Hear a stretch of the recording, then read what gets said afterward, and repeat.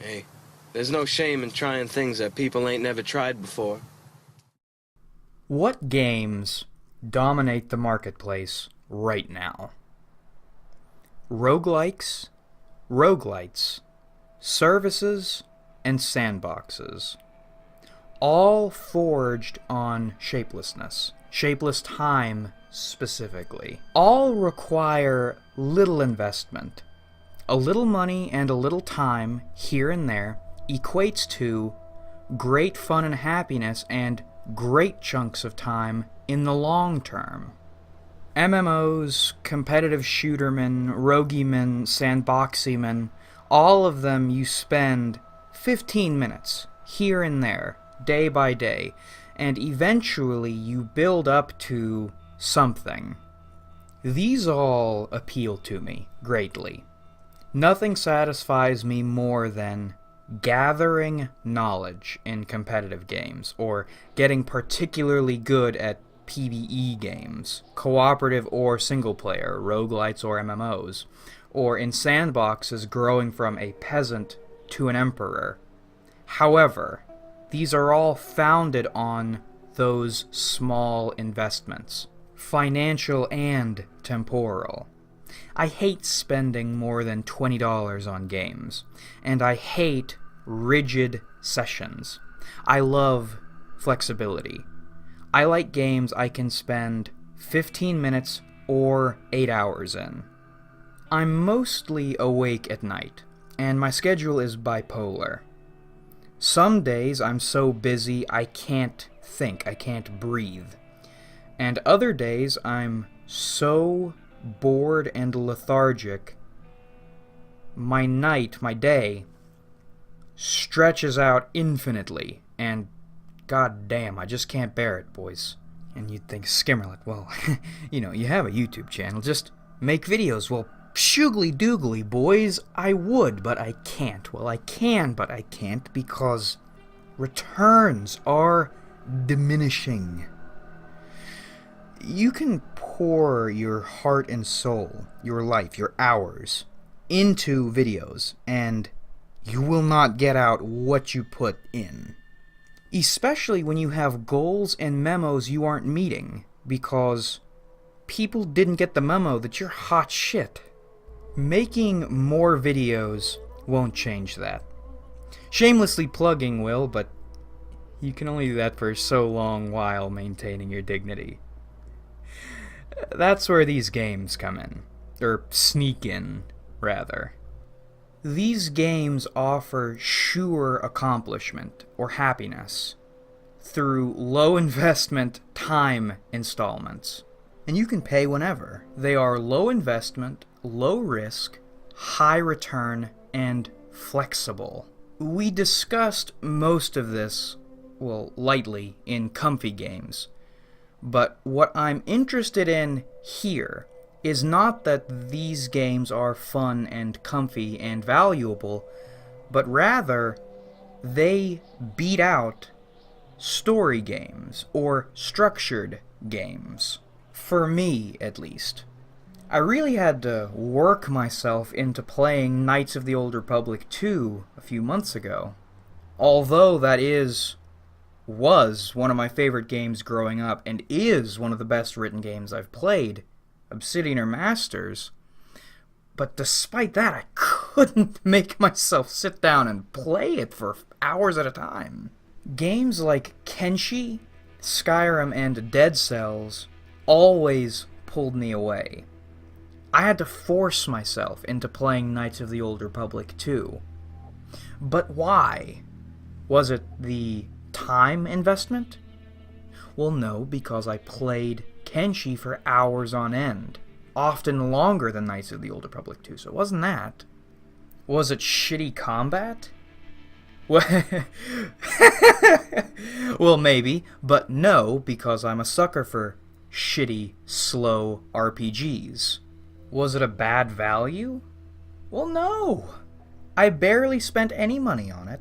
The writing was excellent. I love the Star Wars Expanded Universe, and again, the gameplay was pretty fun, or at least I enjoyed it. So, what was it?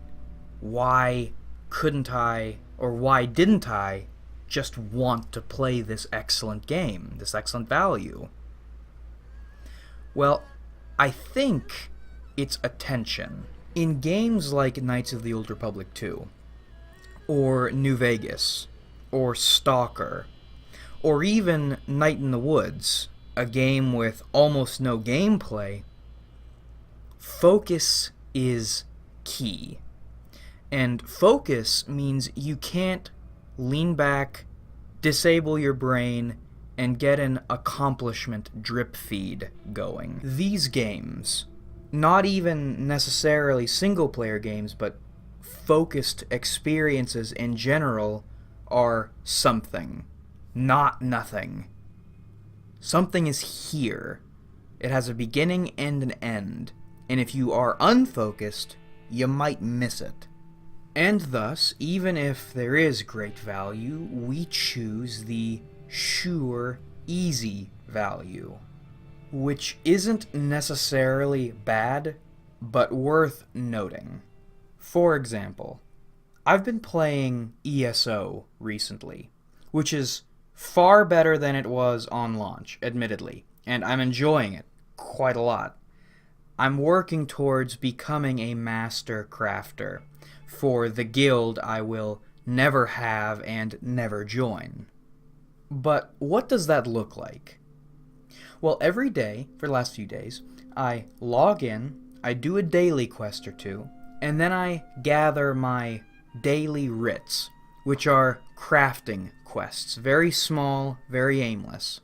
Craft these items, this number of them, and gather these components, and then turn them in for a reward. This usually leads me on a nice 30-minute walk across the map, harvesting materials, and then returning, crafting the items, finishing the quests, raking in my small rewards, and then getting off. Well, quitting, you know what I... Lizards look good, boys. I'm not a furry. I said that last line because my lizard is a thick, short, manlet lizard, and I laugh every day.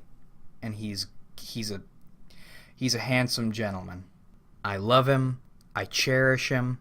If I catch any of you bullying him, I'm gonna kick your asses. You best believe.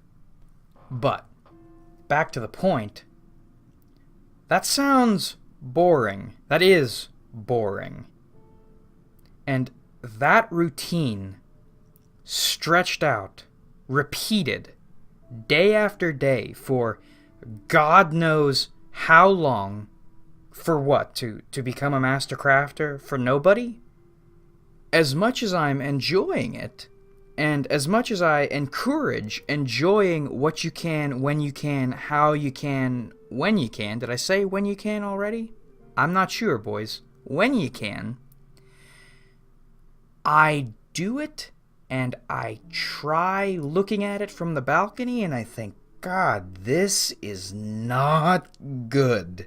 Now, I don't have a cut and dry solution here for you, boys. I'm unsure this even really needs a solution. I don't know you or your life, you don't know me, my life, all that jazz. But I am encouraging here. If you aren't aware, pay attention. I don't know what you should do or should be, but you should never be comfortable. Comfort is a dangerous trap. It is a pit. And if you fall in and you're unaware, you're dead. If you are not, on some level, in knots or could be in knots, then I think something's wrong, boys. But what do you think, boys? Are shapeless games, or hobbies even, the devil or the answer?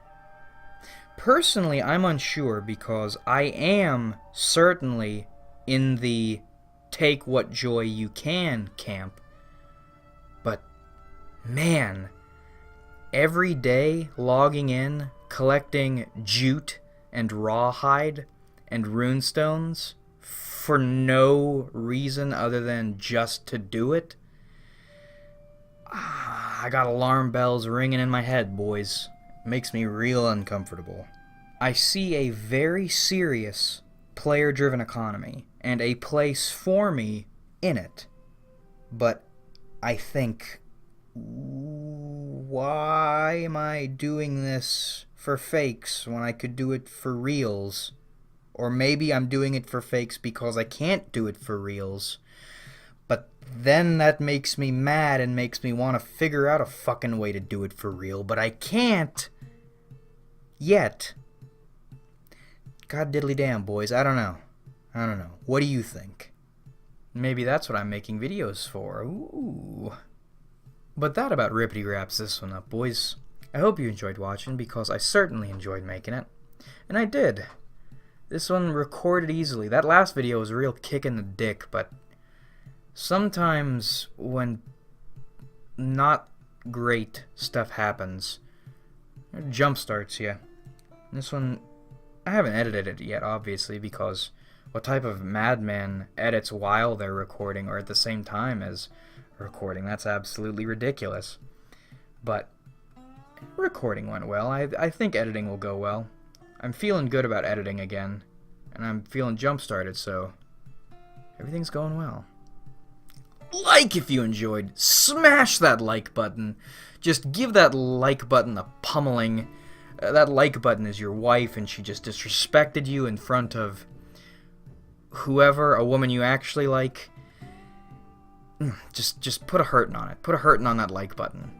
That like button is a buffet. Put a hurtin' on it. Because I don't think that helps me out too much, but it might, and I'd appreciate it. Subscribe if you haven't, because we do this shit sometimes, and comment your thoughts, because I love hearing from you. And I do love hearing from you. Hearing from you is pretty useful, IMO. But thanks again for watching, everybody, really. We have loads of fun on this channel. A bunch of loads of fun on this channel. And I look forward to doing this with you guys again in the future.